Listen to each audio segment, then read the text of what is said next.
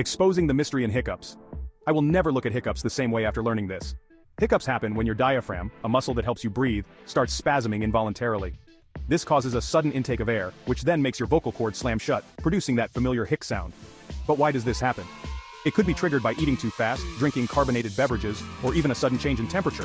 Some scientists believe it's a leftover reflex from our evolutionary past. And guess what? There are tons of quirky cures out there, like holding your breath or drinking water upside down. While they may not be scientifically proven, they sure make for fun experiments. So the next time you get a case of the hiccups, you'll know it's just your body being a little quirky. Now you've got a fun fact to share at your next dinner party.